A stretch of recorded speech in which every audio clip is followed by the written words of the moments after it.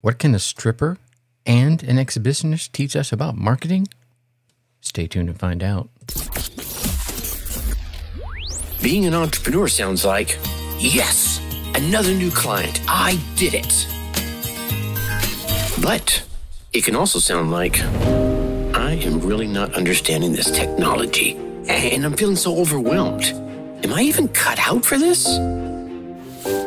That's why I started the Dark Horse Entrepreneur Podcast, to help infopreneurs, coaches, and course creators who want to build a business online but are battling technology, overwhelm, procrastination, and even imposter syndrome. Think successfully, think differently, think bigger, and take action by learning tips from an array of business owners, all dropping knowledge on the Dark Horse Entrepreneur Podcast. Check us out at www.darkhorseschooling.com. What is up? What is up? What the hell is up, my Dark Horse friends and family? Welcome back to another dose of Tease Them Before You Please Them learning. I'm your Dark Horse host, Tracy Brinkman. And yeah, most of you know, and if you're new here, I've been in the coaching, course creation, and online space since like the 90s. Yeah, got a little experience. I'm just saying. But here I am still learning. And that's why I'm here, is to share with you what I have learned and what I'm still learning about course creation, coaching, entrepreneurship, and infopreneurship, which begs the question, who are you? And to me, my friend, that is infinitely more important. To me, you are a driven entrepreneur. More specifically, an infopreneur, either with or seeking a coaching and course creation model in your business. Or perhaps you're just hoping to have that very, very soon. Either way, you're here because you're ready to start, restart, kickstart, and just start leveling up with some great marketing, personal or business tips and results in order to build that beautiful business of yours into the empire it absolutely deserves to be. And that's why I'm here hitting you with another solo success episode coming to you straight from the Dark Horse HQ as we dive deep into your infopreneur and course creation success and marketing success too, right? And with some actionable advice, some tips, some steps, all designed to help you level up your game. Why? Well, because as we already know, there are no shortcuts to success except for taking that little step towards your goal every single day. Okay, so many of us want more sales, right? We want to help each other. And I really believe that if you're the kind of person that's listening to this particular show, you are coming from a point of service, right? And that point of service needs to pay the bills. We talked about yesterday. It's okay. You want to earn some money. You want to make some money. You got bills you got to pay. But you're coming at it from a point of service. And to be able to serve those folks, you got to reach them. And you got to make them a little curious. Hence the title of this particular episode, The Crafty Curiosity Creates Copious Clicks. Or what a stripper and an exhibitionist can teach you about marketing. If for no other reason, that second part might make you go, wait a minute, what? And here's where I'm going with this. Not so long ago, I received an email from an entrepreneur magazine store. And in the subject line, it said, 6 useful things you never knew you needed. Yeah, I clicked on it. And do you know why I clicked on it? Curiosity. If you can build curiosity into your headlines, I wanted to know what was the things that I didn't know I needed. But coming back, if you could build that curiosity into your headlines, into your subject lines, you, my friend, will get more clicks. You will get more people reading your emails, listening to your podcast episodes, listening to your Facebook Lives, whatever it may be. But that's, I know, I can hear you now. How do you create that curiosity? Well, that's what I wanted to know. So what did I do? Yeah, I Googled it. And I found myself reading something about Carnegie Mellon, the psychiatrist, and George Lewinsky, called something they called the curiosity gap. Now, essentially, this curiosity gap is when you discover that you're missing some valuable piece of knowledge. For example, you read the subject line, the blog post title, the headline, or the call to action, and you realize you don't quite know what's on the other side. This creates some sort of internal pain, you might say, internal motivation, this motivation to move forward, to relieve that pain that you have just got to click through.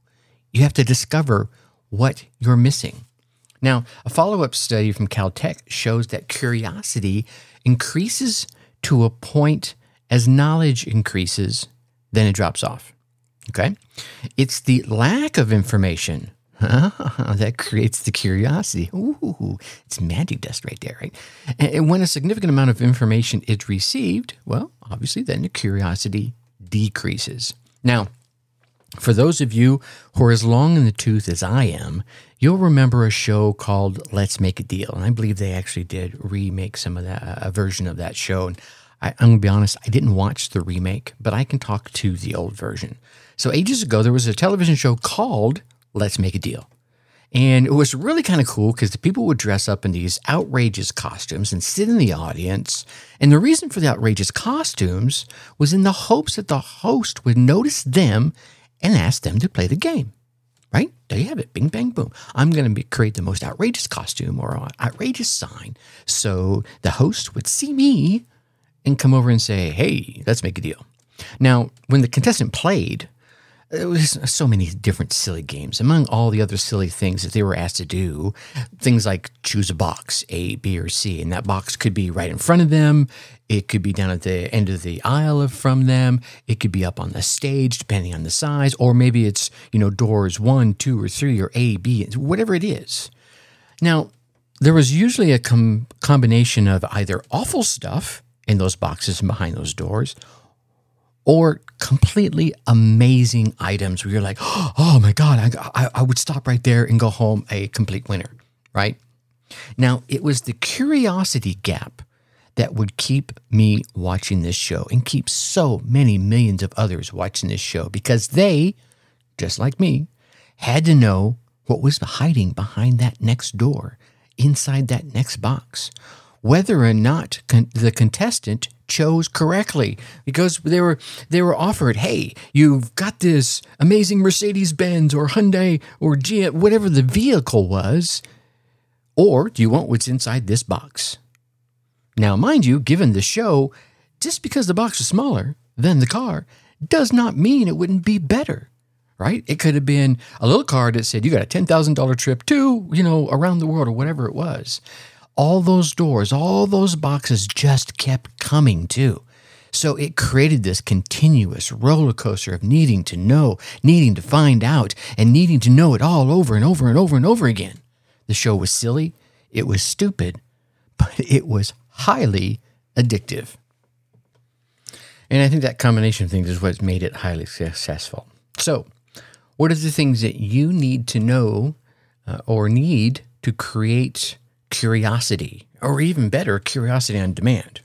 Well, I think you need two things, really. First thing you're going to need to make someone curious is to create a gap between what they know and what they want to know, right? Just like the headline says, Crafty Curiosity creates copious clicks, right? You can imagine what that means, but you don't know. So you click play to find out, and here you are, 8.5 minutes into the show, and we're chatting about it. Number two, to maintain the curiosity, you want to drip, drip, drip the information a little at a time without giving away too much too fast, right? Now, I know this is probably a bit of an oversimplification. So let's look at some examples of how you might do this, right? Let's say you're beginning to tell a story and you pause at that climactic moment and you delay the conclusion of the story until later. And sometimes you do that till much later. We've seen movies do that, right? You go to the movie, you've seen the trailer, you're like hooked, and you're like, okay, or you know the movie and you've just been waiting for it.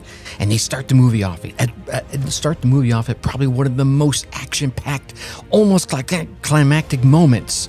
And you see the car races and the fights and the things going on. And then they cut to the beginning of the movie. You're like, what? Wait, I gotta find out how that ended. Well, they're going to tell you about 120 minutes later. Okay? So sometimes it's that much later. You could do something like, maybe you're giving a presentation. You go, as I hung in the air, my sweaty hands slipped off the concrete ledge. All I could think about was the sound my body was going to make when it slammed on the sidewalk 10 stories below. Oh, wait a minute. I'm sorry. I'm getting a little ahead of myself. First, let's talk about, right now, They're picturing me tumbling to my death. 10 stories. How did I get there? Before they find out how I survived it, obviously, because I'm standing here talking to you, let's take them back, right? So you've got that curiosity going. You could connect two things that really don't make any sense and provide an unexpected outcome. I did that at the beginning of the show, right? I talked about what can a stripper and an exhibitionist teach you about marketing. I haven't told you yet. We're still here, right? You can connect two things that don't make sense and provide an unexpected outcome. For example, here's another one. How to double your sales or double your sales page conversion rate by using apple cider vinegar and a camera, right? And you can withhold that information for a period of time. I haven't told you about the stripper yet, have I? You're still here.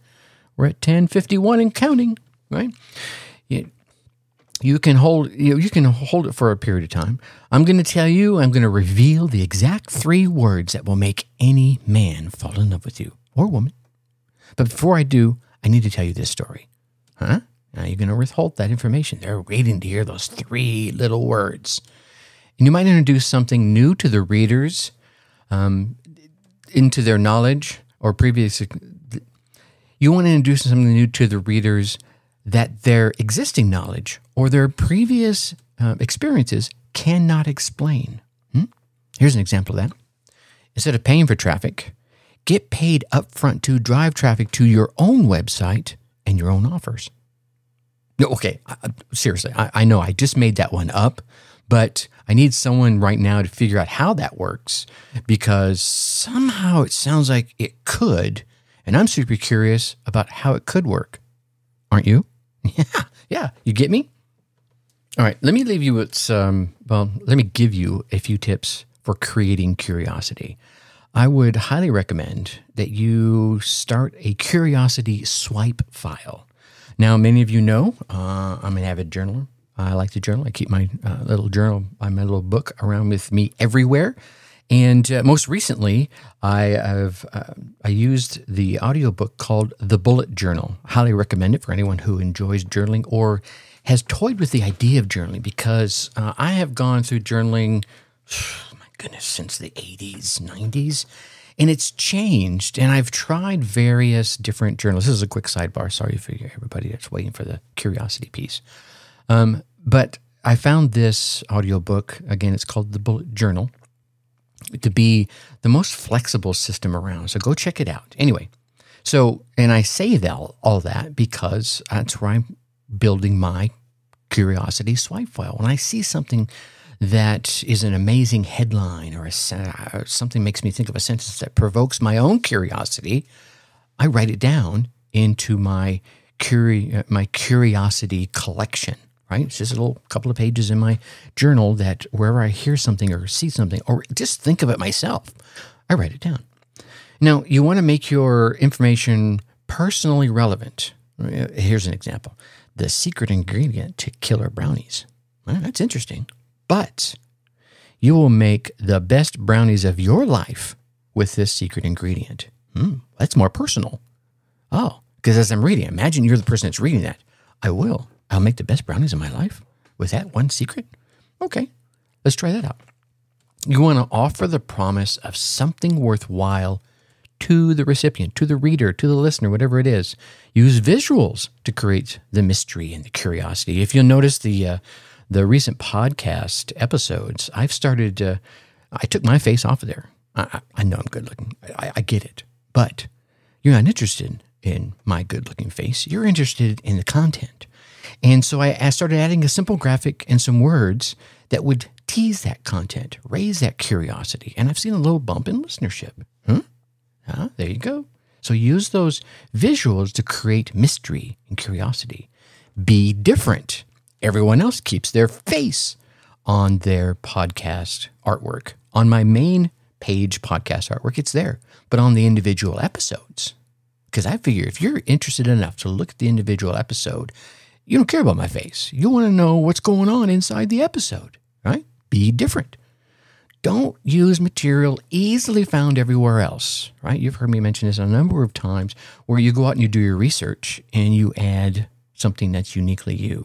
So while you may have found it, that everyone else can find it, you figured out a way to do it a little differently. That secret ingredient in brownie could be, I don't know, molasses. Very available. Many people use it. Maybe you have a special way to do it. Okay. Make this information, this little tease that you're doing, interesting, enticing, and eye-opening. If you can get them to ask, what's this?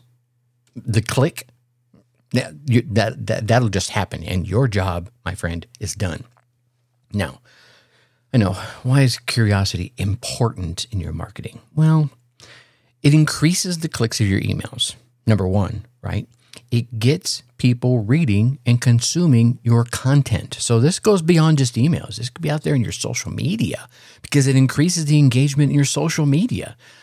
I've started altering the way I put the little blurb in my podcast episodes. I used to say, hey, Tracy shares this. Well, I started changing it a little bit more recently to invoke more of this curiosity. And again, see the lift. Okay. It increases your share on social media as well as your engagement. It gets people reading and consuming your stuff. Yeah, I repeated that one. Can you guess why I repeated it? Okay, one more thing. Curiosity built Apple. Yeah, the amazing company whose product so many of us use was built by curiosity. Steve Jobs was a master at exploiting curiosity. He would hint to a new product. We've all experienced it over the years. He would leak out a product prototype and then embargo all the official information between the demo and the product release.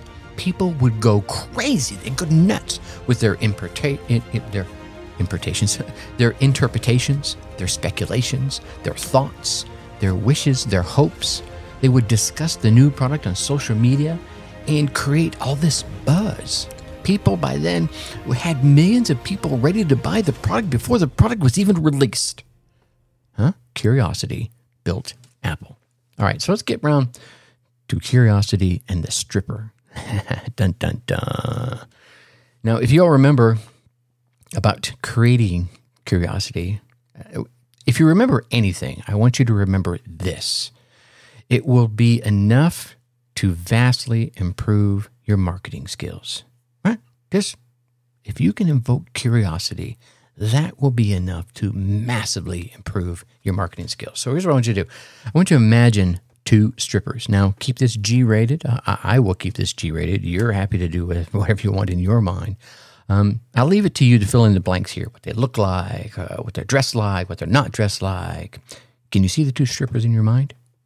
Okay. All right. Now, if you're driving, please do not close your eyes. Imagine maybe the stripper sitting next to you in the car and the other one in the back seat and you're looking in the rearview mirror. Whatever it is, be safe out there. Okay, I want you to have one stripper immediately remove all his or her clothing. Ta-da! No buildup, no curiosity. That's all there is. Thank you for coming, right? Now, I want you to realize this person isn't a stripper. This person is an exhibitionist. Yeah, so what, Tracy? Big deal. Now, let's go to that other stripper. Let's put the exhibitionist in the back seat if you're driving and put the other stripper in the front seat next to you. I want you to imagine this stripper slowly reaching up to take off that first piece of clothing. One button, one snap. Just slowly revealing, right? Maybe they're taking 10 minutes to remove that first piece of clothing. Yeah, that 20 minutes, that's 20 minutes of teasing. That's 20 minutes of anticipation. That's 20 minutes of wondering which article of clothing is coming off next and what, if anything, is beneath it. Is there a tattoo? Is there a scar? Is there a tan? Is there a tan line? Is there no tan? Is there six-pack abs? I don't know, right? You already know what I'm going to ask. Which one of these strippers did you essentially ignore? And which one did you pay attention to for 20 minutes? Or in this case, probably the past 3 or 4 minutes. Yeah. So in marketing, I don't want you to be an exhibitionist. I don't want you to be out there in your rain jacket going, da-da. No. Be the stripper. You might write that down. Here, write that down in your journal. in your bullet journal, right? Just, it's going to be funny, especially if you're still doing the 9 to 5 and this is your investigative effort to do the cubicle escape. Write down "be a stripper" on a Post-it and leave it on your desk. Then again, if you have a spouse, you might not want to do that, or you could explain it before they find it. Okay, but that's the point. You want to be the stripper, right? Belly dancers are really good at this, right? They show you just enough, and maybe they start to take off, and they're kind of being the stripper, and they're wiggling the hips, and they're shaking the body, and they're doing all those body contortion things that they do that are just amazing to watch. But you never get to the naughtiness, do you? Huh? Be a stripper. All right. Some subject lines that you could use to inspire curiosity. I'm going to give you all the goods today. Now, here is one thing I want you to remember. Nowhere else is it more important to inspire curiosity than it is in your subject lines.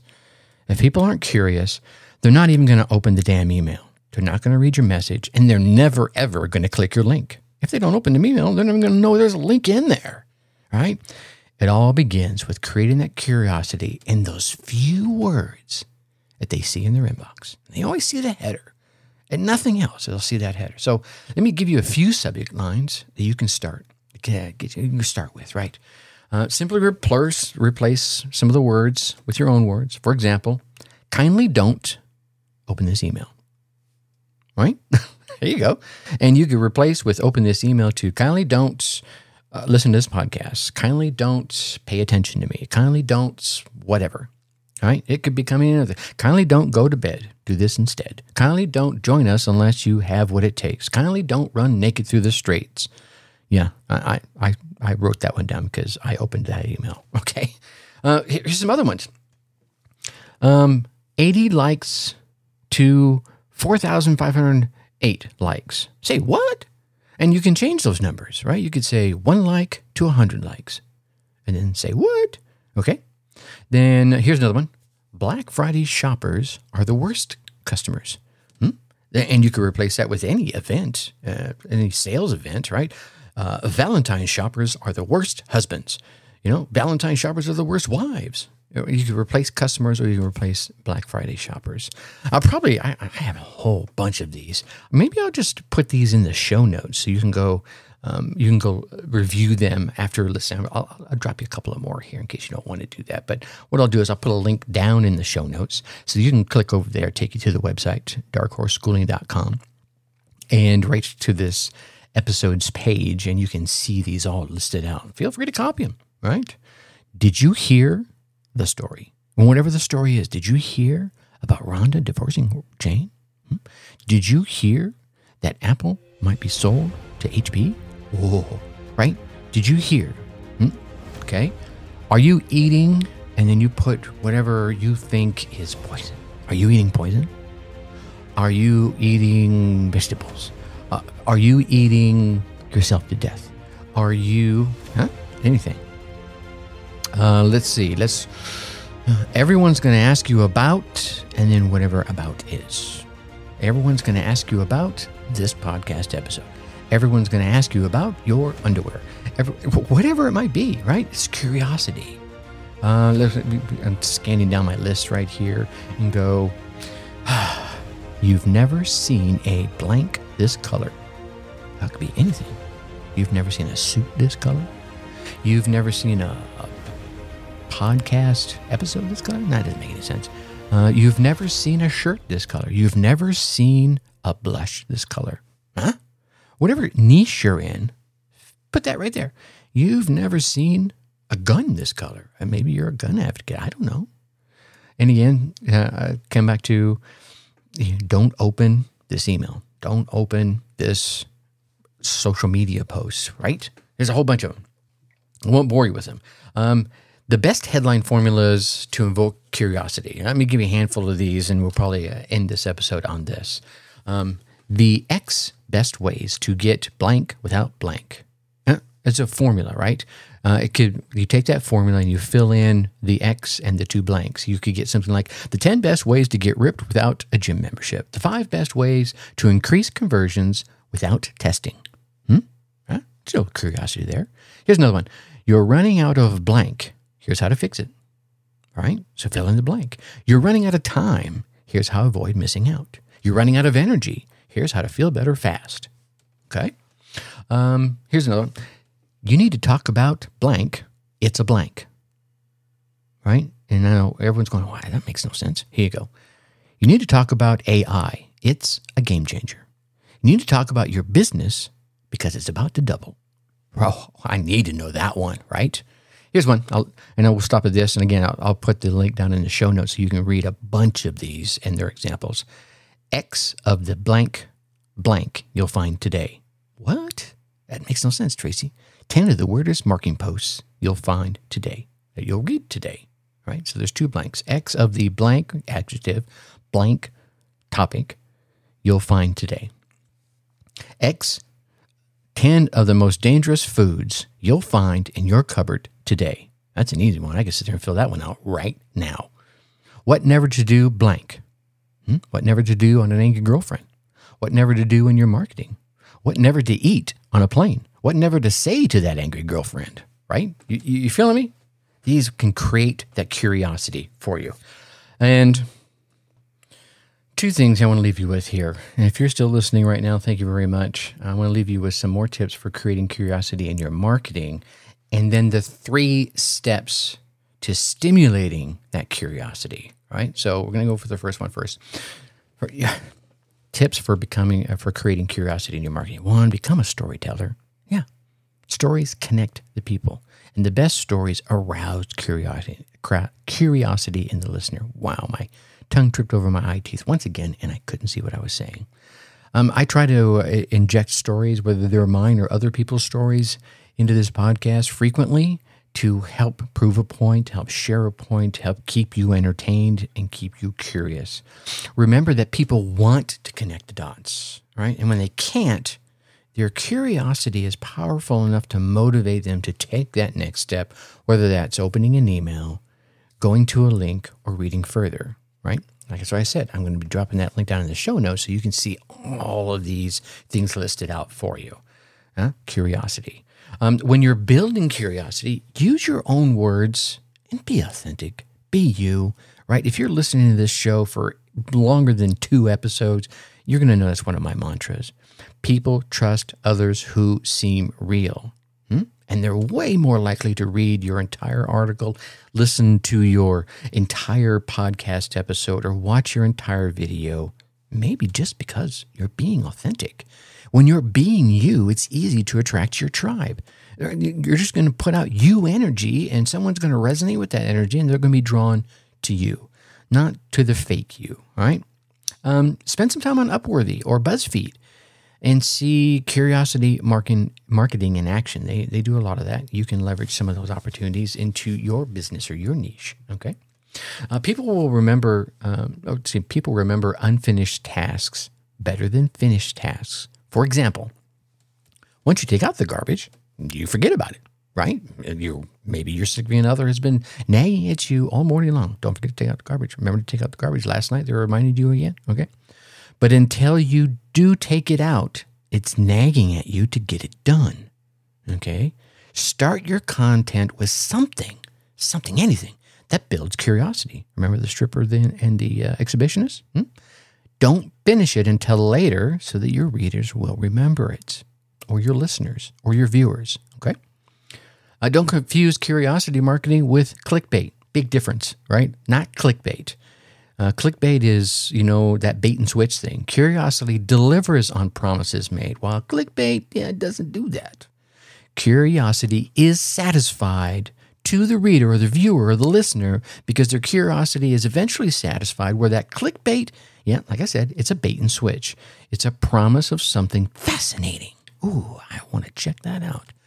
But it's never fulfilled, right? So don't be clickbaity. Curiosity marketing uses truth. Clickbait uses lies. All right. So again, you want to be authentic. Curiosity leads to way more page views, way more traffic, way more listens. I'm speaking from experience, regardless of whether you use it on your landing pages, your blog posts, your product pages, your podcast episodes, or social media, or any place else. You simply must use curiosity if you want to be successful with your content marketing. You could probably be successful without it, but it'll be a lot more difficult. Okay? Far more difficult. Anyway, you know what I'm saying. Your content will likely be shared and even has a higher opportunity to go viral if it incorporates curiosity, right? The use of curiosity in marketing is, to me, no longer optional if you want to compete in this very competitive market that's out there nowadays. So combine curiosity with any of the 6 emotions, and it will be remembered even after the reader is finished with the content. They click that big X and they're done. And obviously the 6 emotions are joy, anger, fear, disgust, shock, and sadness. Okay, so use those with that curiosity. Combine those 2 things together, and it'll be remembered far longer than if you didn't. Use curiosity in your marketing because it's going to increase your brand awareness and its credibility. Because you're not using that clickbait, people are going to click on that and go, okay, am I being pulled into something here that's just bullshit? And you deliver on that curiosity. Your brand awareness goes up and your credibility goes up because you delivered on the promise that curiosity created. Okay? So while curiosity in your ads increases clicks, you've also got to be sure that you're still precisely targeting the ideal customer and not just all the people in general. Or you might get a lot of traffic and very few sales. All right? Okay. Now, the 3 tips that I said, 3 tips to stimulating curiosity are: 1, I want you to violate the expectations of your target audience. Yeah. What? Yeah. Violate the expectations. The expectations of my audience are not to hear about strippers and exhibitionists. Totally violated. Curiosity is stimulated when common beliefs are challenged. Okay? So here's an example. Improve your conversions with a good landing page. That doesn't challenge anything. That's nothing your audience doesn't already know. Now, if you tried a different headline that was, this diabolically simple landing page tweak increases profits by 15% in 15 minutes. Whoa. Which one do you want to check out? Yeah, that headline contains information your readers do not expect and thus provokes that curiosity. The episode yesterday, right? That I put out just yesterday, that one invokes curiosity, right? Oh, I'm not trying to remember right now. I'm drawing a blank. Oh, yeah, the pricing, right? The pricing trick, or it was this pricing trick doubled sales. Right? Short, sweet, simple. What pricing trick? It doubled? Nah, can't. Totally delivered on that curiosity and gave it to him. And then if we look at a couple of previous episodes, right? 371, do not make this discounting mistake. What? Oh, I just did a discount on my product. Did I make that mistake? Right? And then also added to that one, how to keep members around longer. Oh, I'm getting ready to launch my membership site. How do I do that? Wow. See, so it's all leveraging that curiosity, and it's violating their expectations at the same time. How can a simple pricing trick double my sales? No way. It's very doable. It's been done many times. I'm a testament to it. All right, so number 2, you want to entice them with that knowledge gap we talked about earlier. Okay, because curiosity is inconsistent from one person to another, you've also got to convince your readers that their knowledge doesn't include what you have to offer. People think they know way more than they do. Now, there's lots of folks out there that are far more knowledgeable than you, don't get me wrong, but they don't know everything. They might not know one of your simple little tips. Thus, if your headline is something like, the 5 social media tips you should know, there's going to be a portion of your audience that doesn't feel the need to click that link because they're confident they already have all this knowledge. But, simple tweak. If your headline is 5 upside down backwards social media tips from a cranky social media billionaire, they might. That is going to open up a knowledge gap. Upside down? What do you mean by upside down? A cranky social media millionaire or billionaire? Wait a minute, I am not there yet. I have got to read this, right? So create that knowledge gap that opens up that curiosity even when they have a good base knowledge, all right? And then know when to conclude. Now, I'm 35 5 minutes into this, and I should have known when to conclude already, but I want to give you the value of this because you're taking the time to listen, and I want to be sure to deliver. A reader or a viewer's curiosity, it's not going to last forever. That's why I teased these 3 tips probably about 10 minutes ago, so that you might hang on a little bit longer and listen a little bit longer, okay? You ever watched a sales video and it promised you this great secret you were dying to know, but 15 minutes later, they still hadn't told you what it was? And maybe even didn't even give you an ounce of usable information? Odds are, you clicked that big red X and you bailed out. You're like, later, whatever it is, and you started Googling it and found it yourself. I don't know. I know you closed it, and I know you weren't too pleased with that product seller either, were you? No. Yeah, I've been there. I get you. Okay? You can let your reader know the answer they seek is coming. The end is right around the corner for this particular podcast episode. I want to give you this last tip. But first, you need to cover some other related ground. And as long as you keep it interesting, as long as you keep it informative with each sentence enticing them to listen a little longer, to read a little more, they'll stick with you for the entire time. But don't wait forever. Don't wait forever to close that curiosity gap. Otherwise, they're going to close your window, your website, your podcast episode, right? And as you get better at working with curiosity, you'll learn how to open new curiosity gaps the moment you close a previous one. Huh? So when I closed the stripper and the exhibitionist gap, I started telling you, look, I want to tell you about some tips of creating curiosity in your marketing, and I want to give you 3 steps to stimulating curiosity. So I closed one, and I opened up a new one. Now, a lot of times what you want to do is you want to open up the new one before you close that one. You want to open up a new one and then immediately close the old one. Because some folks, as soon as you close the old one, are like, okay, cool, I'm out. And they're gone. Okay, so I might have lost a few folks. Who knows? Okay. But that's not how you did it with this. Anyway, live and learn. Think about all the movies and shows, especially the series that are out there. Fiction authors, they use this tactic all the time to hold the reader spellbound through hundreds of pages of storytelling or hundreds of hours of story viewing in the case of these shows. I mean, especially these drama police shows that I am sadly hooked on. Anyway, all right, so I don't want to bore you too much more. There you go. All those 3 tips, and I'm just going to synopsize them right here. You want to violate the expectations of your target audience. You want to entice them with a knowledge gap, even if they're knowledgeable, right? And then you want to know when to conclude. And that, my friend, is me knowing when to conclude. Yeah? All right. So you get out there, you run your race, and you get your results. And then come tell me, Tracy@darkhorseschooling.com. I want you to tell me what tip or idea you came away with, how you put it in action, and what results you got from it.